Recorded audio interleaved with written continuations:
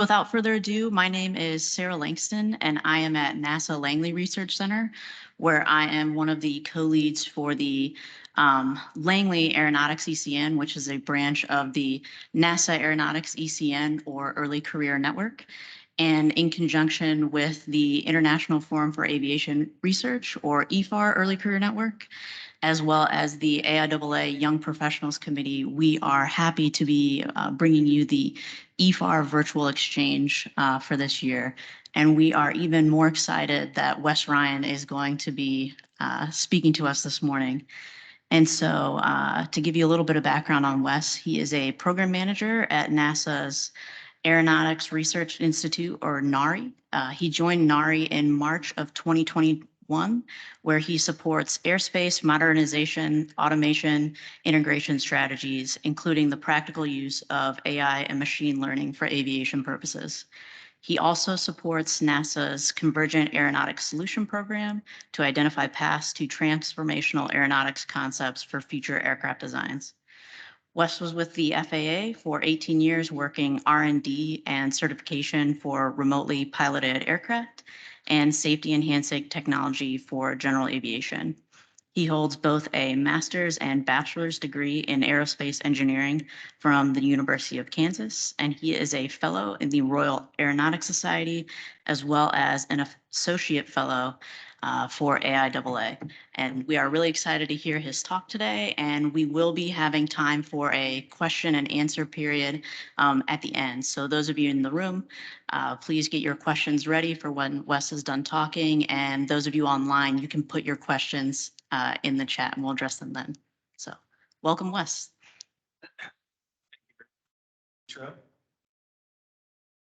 Get set up here real quick.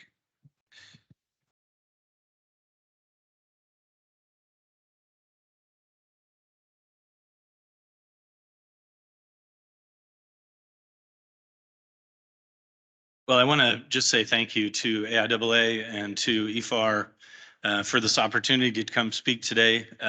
Hopefully everybody can hear me in the room and hear me online okay. So, it's a great opportunity for me to be here to share some of NASA's vision for the future, for some of the emerging trends in our aerospace industry, and how you as young professionals can be involved in that and to be part of making those things a reality. So since its earliest days, the aerospace industry has caused people to dream. And those dreams only become reality through the hard work and collaboration through engineers and managers and scientists that are collaborating together to make these dreams come true. So organizations like AIAA, NASA, the FAA, IFAR, all these other collaborative organizations are key to our success.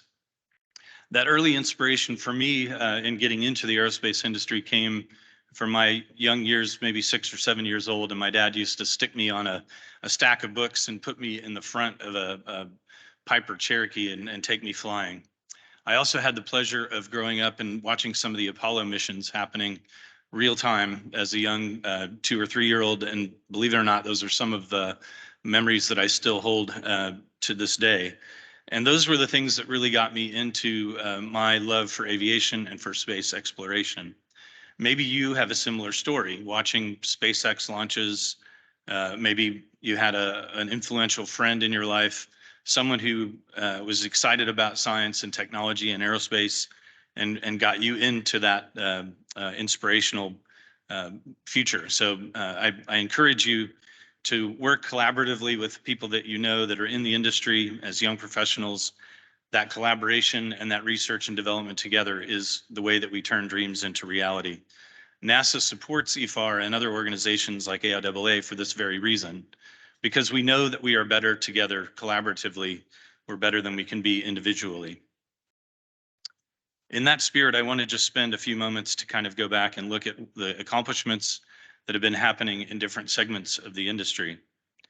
We have traditionally provided common ground for nations to come together, independent of politics, independent of our individual differences, collaborating towards a better future for us all. With that common ground, we have discovered breakthroughs in aviation.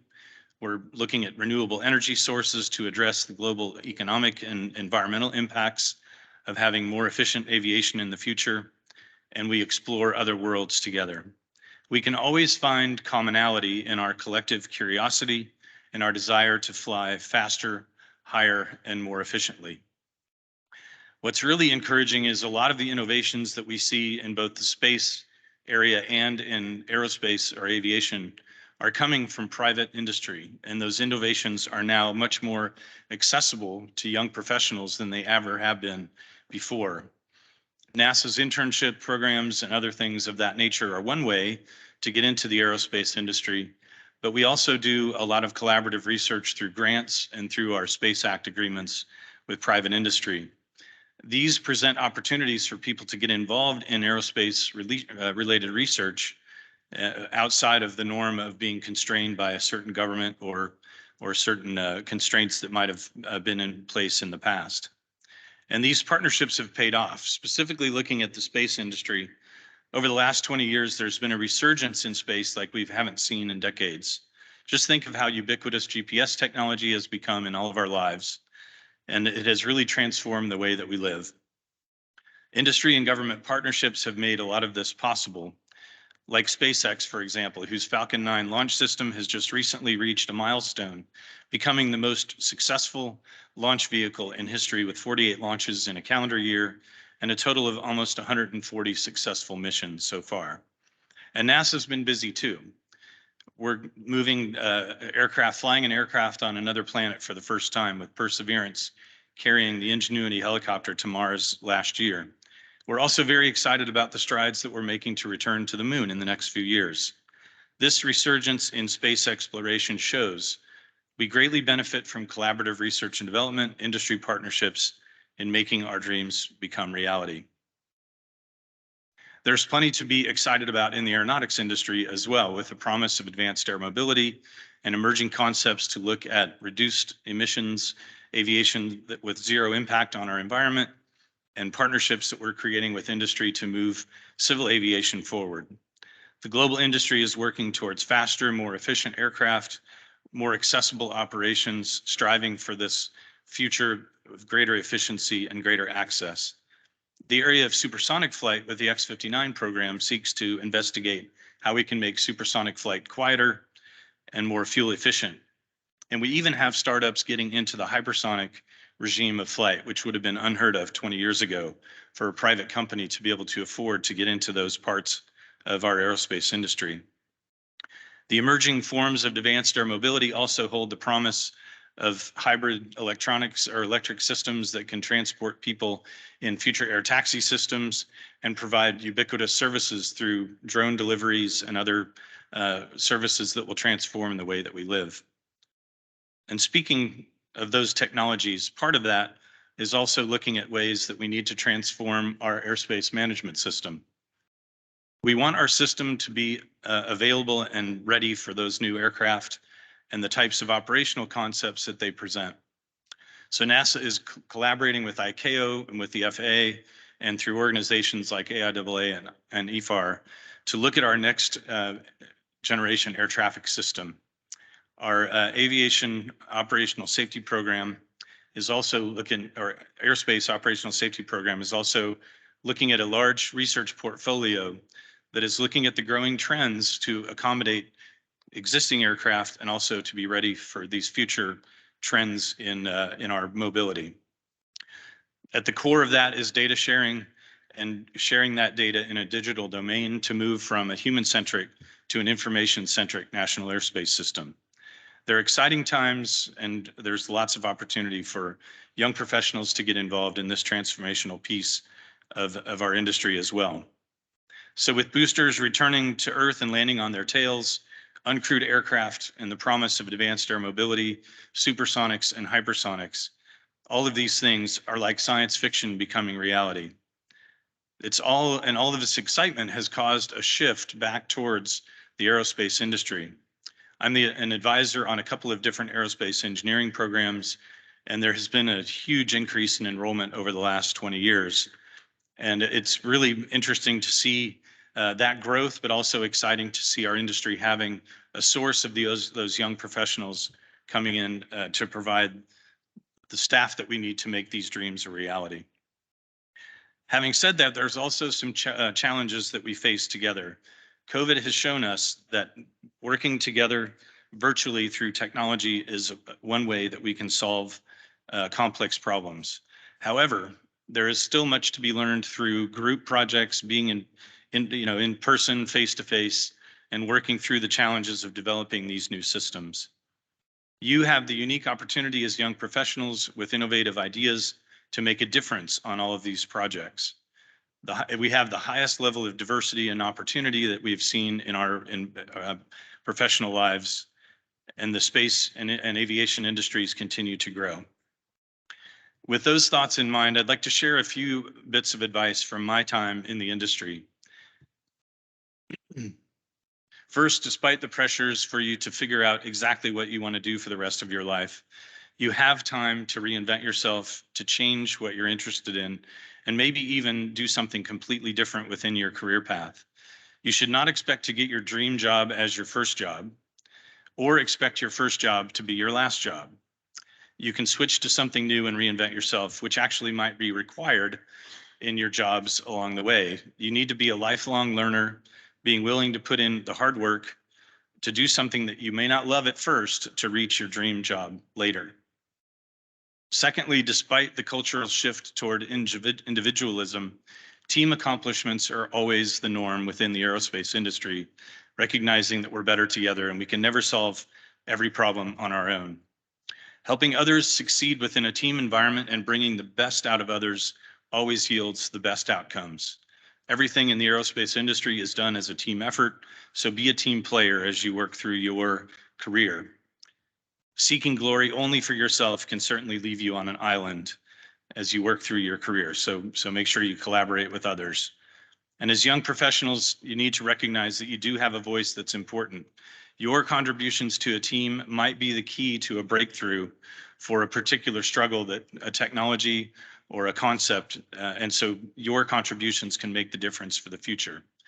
Think about the example of SpaceX. They were told from the very beginning that landing a booster on its tail was impossible, and they had many people that were stalwarts within the aviation and rocket industries telling them so, right up until they were successful and did it. So this combination of seasoned, experienced engineers and scientists, combined with the young, innovative thinkers that are represented by organizations like AIAA and IFAR, really hold the key to success in the future. But don't be shy to ask questions about why things are done a certain way and see if a better path might exist. Third, in that same spirit of team accomplishment, don't be afraid to utilize relationships that you can build through the industry, through social media, and through collaborative groups like IFAR and AIAA.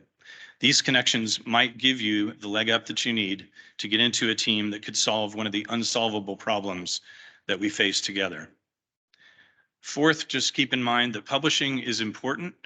The publish or perish mentality is certainly very prevalent. And at AIAA here at SciTech, it's all about the technical papers. But keep in mind the industry needs practical products that can be brought safely into the aerospace industry to move our society forward in safer ways to move around the planet. This means that you need to consider the desirability of a product, which is, does the industry want it? The viability of a product, can I make a business case out of it? And the feasibility of it, are technology and regulations ready to support it? We certainly can't just do research for the sake of research, but we need to depend on viable products that come out of that as well. My fifth area and last area that I want to talk about is automation and autonomy. Automation certainly holds the key to a promising future, and safe automated systems present the greatest potential benefit to the aerospace industry and to society as a whole. However, it's quite a dilemma. It's easy to get distracted by this shiny object of new technology and automation, but as young professionals and new entrants into our aviation industry, we need to be careful that we're going into this new area and new realm with our eyes wide open. It's easy to get distracted by the shiny object of new automation and technologies, and the garbage in, garbage out philosophy that comes from just copy and pasting other people's code. But it's important that you understand the basis of when code is developed, the physics behind a problem, and the proper bounding of a system in reality, making sure that the system functions in a real world environment. So make sure that you understand the physics of the problem you're trying to solve and collaborate with others to make sure that you have a good understanding of how a system will be used in real operational environments. Lastly, know the limits of your training data. It's very important as we work towards automated systems that we keep in mind that we take very methodical steps to train pilots, to train humans to do certain things within our industry. And the training data that you use to train your automation and your AI/ML is very important on the success or for the success of those systems, just as it's important for training scenarios to train pilots to be ready to fly transport category aircraft or other high-risk types of missions. So systems must prove that they are robust enough to reach into the machine learning and automation realm and to replace human function on aircraft in real operational scenarios. This last area regarding automation and safe judicious use of AI for enhancing aviation is certainly one of the greatest challenges we face together and one of the most exciting. There are countless sessions here at this AIAA conference, for example, looking at automated systems, at AI and ML applications, and how technology can be used to automate our future system. So IFAR collaboration, AIAA, NASA, the FAA, and industry are collaborating together into these exciting realms. We simply cannot afford, though, with this promise of new technology to lower the bar on aviation safety, and we must be willing to provide risk leadership as well as risk management. Risk management, in some cases, has become the reduction of risk to zero for it to be acceptable. But we all know that aviation is a risky business, and that risk leadership means you quantify the risk, but you accept the residual risk because the risk is worth the reward. So in closing, collaboration through professional organizations, through AIAA, for example, and in partnership with NASA, FAA, other government entities and industry, we can ignite the spark that will launch us all to new heights in aerospace and into space exploration. So get excited about taking on as young professionals this torch that will continue to burn brightly as we pass on the torch to you for our future in the aerospace industry. I'm confident that the next generation of aerospace professionals working in groups will take us to new amazing heights. And with that, I'd like to move on to our video, if you could.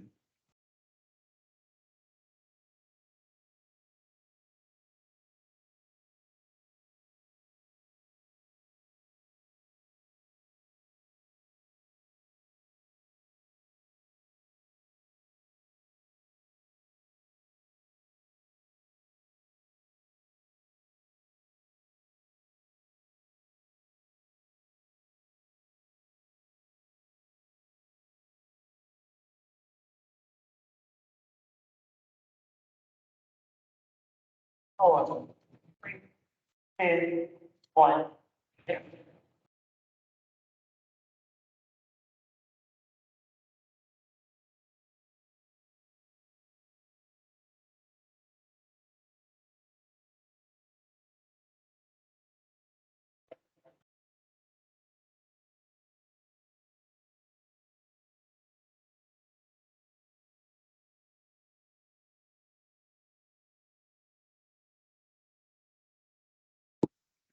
I get stopped.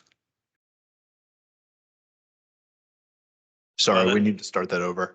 That's okay. The video just shows some of the recent projects that are going on at NASA and the exciting different things that we're working on. It was a summary from our 2022 annual overview of NASA's work. So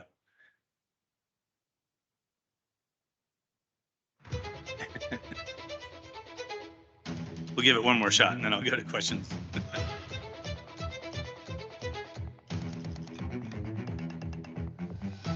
And liftoff. 5, 4, 3, 2, 1, 0.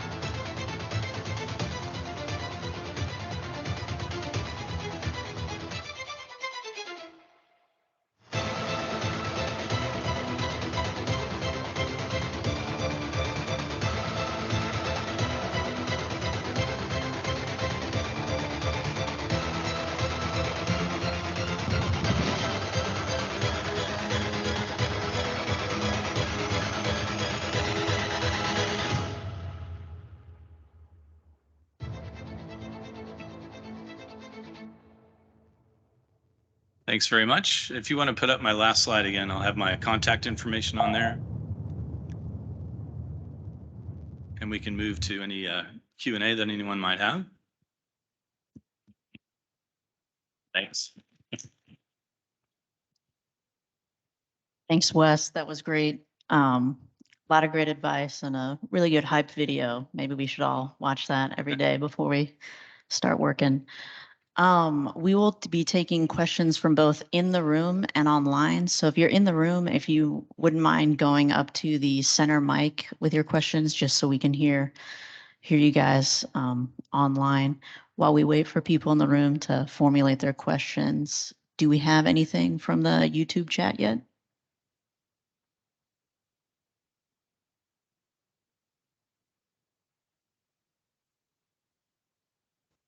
Yes, we do have one question from YouTube. And again, if you guys have questions, just let us know. We'll bring the mic to you guys. So a question online, how can someone find out career opportunities or career trajectories when first starting out at NASA? I'm having a hard time hearing you, but that's all right. So it's basically, the question is, where can someone find out opportunities for working at NASA and other things? Yeah, determine their trajectory. Yeah, okay. Thanks. So I think, one of the best places is on NASA's website. We have information there about our internships, about our Pathways program, about different ways to get involved in NASA. And there's also other opportunities. I know AIAA has resources for students to make connections within the industry. But I think the best way is reaching out through social media. If you meet someone at a talk like this, including myself, I always welcome students, young professionals reaching out to me asking, hey, who can I talk to that's interested in a particular area of the industry? I've had the great blessing of being exposed to a lot of different companies, a lot of different people. And so those opportunities to reach out are really the best way, that collaborative, working through social media, but websites as well. So, yeah. Wonderful, thank you. We have another one online. What made you want to work at NASA?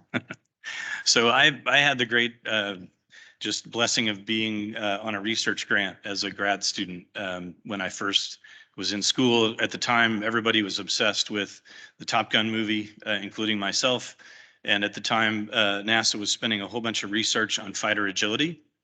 And so I had the opportunity through a research grant to work at NASA Armstrong. It was called NASA Dryden back then. And I worked on several different X-plane programs. It had always been a dream of mine as a kid to be able to work at NASA, and just through my university, there was a existing long-term research grant that they had continuously working with grad students. So I was working in simulation and comparison between different fighter aircraft for performance purposes. But I think it's just being partially, in a university that has those connections, that is part of being able to get into those types of opportunities. So NASA has tons of grants that we give out to universities. All that information is available online. So I encourage young students that are considering getting into a certain school, they can go out and see who has research grants in place with NASA. Internships are also another way, as we've mentioned, to get involved. But what made me want to work there, this is a very nerdy story, but as a kid, they had books, nobody uses books anymore, right? But they had an encyclopedia that my family had, and I used to just go sit and read the different encyclopedias because I was, bored every once in a while. And my favorite one was the one that had a whole section on Mars and another one that had a whole section on the space program. And so I used to just sit there and read all that stuff, geek out on that. And so that was part of it. And then being exposed to aviation through my family, my dad was a private pilot, and we flew a lot as a family around the country. So that was fun. Awesome. Thank you. Yeah. In the room.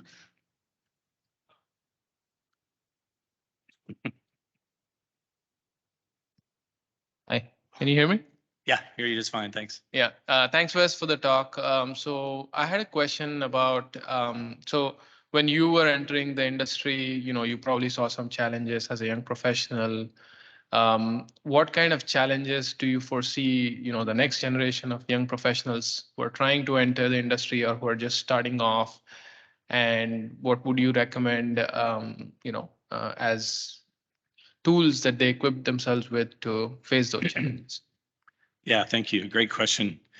So yeah, one of the things that I mentioned in my talking points was just the power of collaboration and the power of teamwork. And one of the challenges that I see in some of the students that I work with, whether it's at a high school level or within the colleges that I'm still involved with, there is a fear of reaching out because people are afraid to bother someone. And it's actually quite the opposite. Everybody I know who's in the aerospace industry as a professional really enjoys that collaboration with younger students, with younger people, with younger scientists, because it recharges, those of us who've been in the industry for a while to hear the ideas, to hear the amazing innovations that are happening, especially with the application of automation and AI and ML and how that can change our industry. So for me, the challenge that I see is people being afraid to reach out or being too shy to reach out. COVID has created a new sort of almost a privatization, or that's not the right word, but a cocooning of people, and they're kind of in their own little world, and they interact through virtual media a lot. People are just getting back to school and getting back into university and being in person, but it's created a shell, I think, where people are afraid to reach out sometimes. And I think it's really important for students to break through that. Because as I mentioned in my talking points, the next innovative idea for solving some big remaining barrier that we have is probably not going to come from somebody like me. It'll come from young professionals that have a new way of looking at a problem.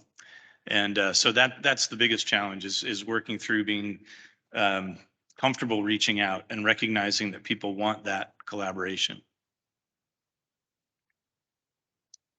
Yeah, Alan Kilgore from NASA Langley, one of the older generation members in the room. Thank you for your talk. Quick question. You used the word collaboration, but another word that I would use would be mentorship. Mm-hmm. Tell us about mentorship and your experience with mentorship. Okay, great question. Thank you for that. Yeah, it's interesting because it kind of falls into the same category as the previous question. The universities that I'm involved with have tried to start up mentorship programs. And for the students that reach out, it's been really successful. They have made connections professionally. They've, through those connections, been able to get opportunities through internships or through grants. But my personal experience is only about 20% of the students that are offered that opportunity take advantage of it. And again, it goes back to that fear of, well, the person's too busy. They, I don't want to interrupt them with an email or reaching out with, through social media. But the reality is that if someone has signed up to be on the other end of that phone or that the email, that we want that collaboration. And so it really takes proactive action on the part of the people who are the mentors to reach out to the students or those who are seeking, younger professionals within NASA or within a company to seek that collaboration and to keep those relationships going. I have also found that a lot of those mentorship interactions are singular, where you have an initial reaction with them. They have this feeling that they got something out of it, and then they stop communication. And that's really been an interesting one, just because, and a lot of the other professionals within the two universities that I'm involved with have seen the same thing, where there's an initial kind of connection and then things sort of die off unless the person who's mentoring takes action to kind of be proactive and keep that going. But that's also very dependent upon the student. I have found within our universities that 10% of the students are, or maybe 20% are really the stars that are engaged. And then you have kind of a statistical norm in the middle who are engaged, but maybe not as passionate about things. And then you have maybe the ones that are there, but might end up not making it through the program. And the upper end will always reach out, will always collaborate. It's the ones kind of in the middle that we have the most of a challenge, the greatest challenge, keeping them involved and realizing the importance of those collaborative relationships and that mentorship.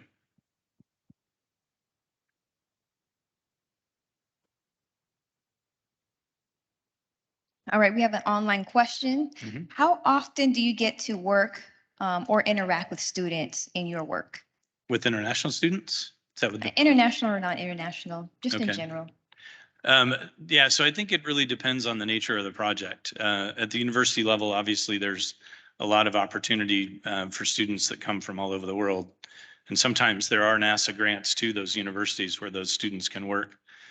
Within NASA, there's collaboration through our internet, like IFAR, through the outreach through those programs to international collaboration. Within the FAA, I didn't have quite as much of an opportunity because we did reach out through connections to other civil authorities.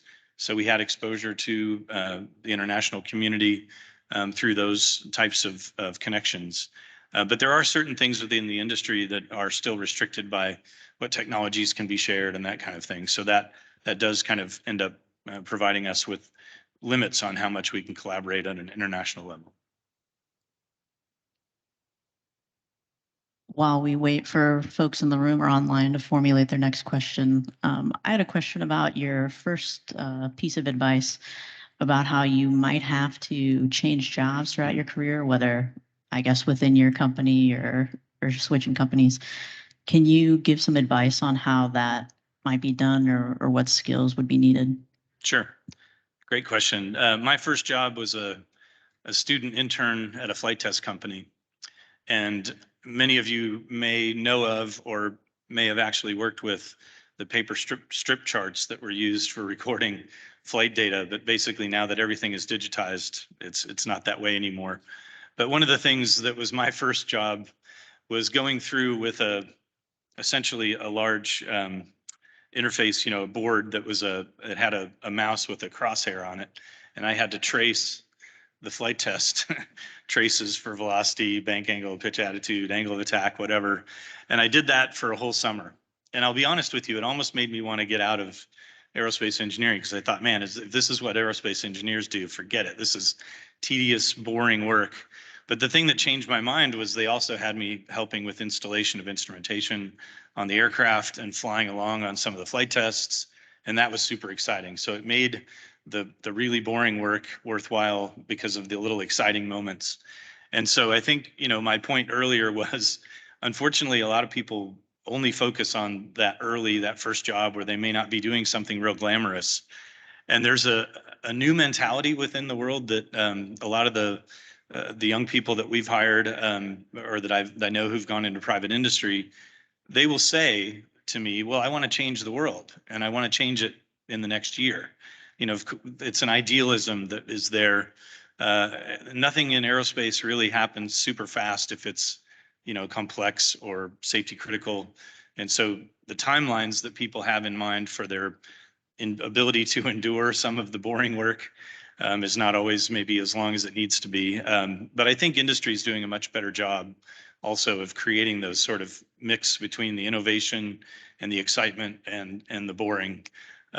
Maybe my analogy of clicking through paper strip charts, there's people who are probably, going through and writing pieces of code and debugging code that has about the same level of tedium to it. But it still is worthwhile, still feeds the bigger picture. And you have to kind of realize that you might initially be a small wheel in a large machine, but to stick with it. And the idea of reinventing yourself really is just based on how technology changes. I gave the example of being into fighter agility and fighter performance in my early career. That was really an exciting time in the industry, but it wasn't very long to where the world was not interested in fighter performance as much anymore, and the shift was towards civil aircraft technology innovation to improve civil aircraft safety. And so I had to kind of switch gears, went to work for the FAA, and worked in technology advancement for them for a long time, and that was a reinvention of sort of my career goals, but also an application of the things that I had learned before. And so I guess the final thing I would say is that no matter what job you have, you will always carry skills forward from those jobs into your next step. Whether it's people skills, technical skills, they all apply to building to that next level. Thank you. All right, another online question. What did your path to program management look like? That's an interesting one. So yeah, the path to management, they always say that those who can't, do the technical work get promoted into management. Of course, that's a joke. But there's also this management philosophy that used to be pervasive where you didn't have to understand the widget that you were building to manage the team that builds it. I think my path to management really within the FAA when I was there was because we had a need for innovation and technology to enhance safety in general aviation specifically. We had over probably 40 years of stagnation of technology in that realm, and we still had fatal accidents every day that were easily prevented by the implementation of technology.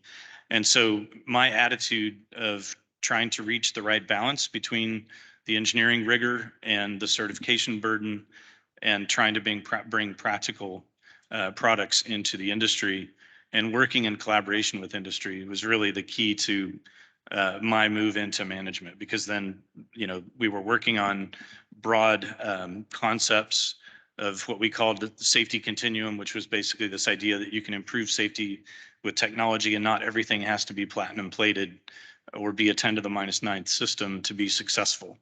And so I would say in a nutshell that it really is a combination of skill technically and then also an attitude in leading people and having a vision and getting people to catch on to that vision and for that vision to ring accord with industry. I mentioned the desirability, viability, and feasibility of products. It's so important as a researcher or a young professional for you to have a target on really improving the industry and improving just societal safety and those kinds of things as an outcome for aviation. And if you're just distracted by advancing the science for the sake of the science, we need that, but we also need those practical products. So my journey to management was kind of a mix between the technical and the practicality that gave me the right skills to be there. We don't have any current questions Okay. online. Hi, Wes. Hi. So I feel like a lot of people kind of assume that a lot of younger employees, millennials and Gen Z are going to job hop and work for one company for a few years and then go somewhere else. But obviously you were at the FAA for 18 years. So I just kind of want to see what your thoughts are on kind of the idea of job hopping between multiple places. I know like within the federal government, you can job hop within the same agency a lot, but staying within one company or one agency versus bouncing around every few years. Mm-hmm. I would say there's pros and cons to both. The job shopping and kind of moving from place to place, if you have a very highly specialized skill, can be very lucrative. You can go from one company to the next and leverage that into a pay increase or some increasing benefit. And so there are people who kind of prefer to use that one job to get the next. The only thing that's dangerous about that is I don't believe somebody can really be effective in their job if they don't stay for at least a year, two, somewhere in there, and you begin to reach your stride, you begin to have an impact on the organization itself. So it really depends on if you kind of have a view of wanting to improve the broader spectrum of the aerospace industry, or if you have kind of a view of just making things work for yourself. And I don't mean that in a bad way. I think we need people who are jumping around from project to project, because by nature of our industry, one project that's funded well and is moving along can be canceled all of a sudden, and you have to reinvent yourself and go do something different. But if you're just doing it for the sake of the recognition or the money, those are things that really don't have, I think, as long-term of a satisfaction as if you stick with something, create a vision, and then see that vision through.